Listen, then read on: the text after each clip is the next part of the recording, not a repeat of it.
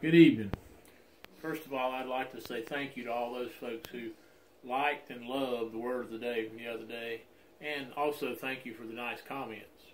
Today's Word of the Day is based on a story that my grandfather told me many years ago. When he was a young man, probably 12 or 13 years old, which would have been in the 1920s, he had to go out in the night one evening and search for their lost mule. His father, my great-grandfather, was along with him, and all they had for a light was a kerosene lantern. Now, compared to our flashlights of the day, this was a very dim light. My grandfather also told me that my great-grandfather was a man who was startled easily and was very jumpy.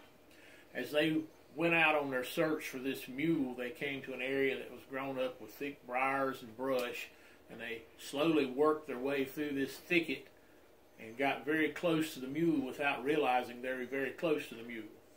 Well, the mule decided to announce his presence with a very loud bray. And when he did, it so startled my great-grandfather that the first thing he did was ran off through the briars and the bushes holding the lantern and left my grandfather standing there in the dark in the middle of the thicket.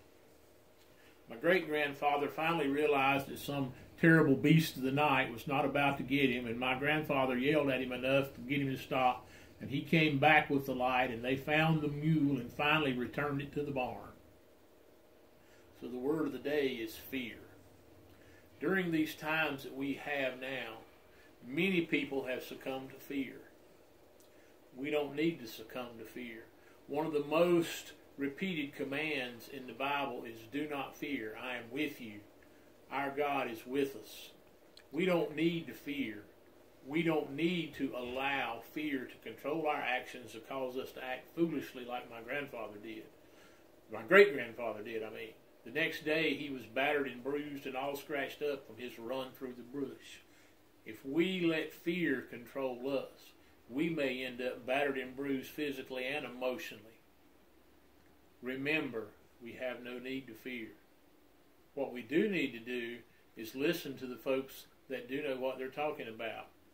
We need to wash our hands. We do need to practice social distance.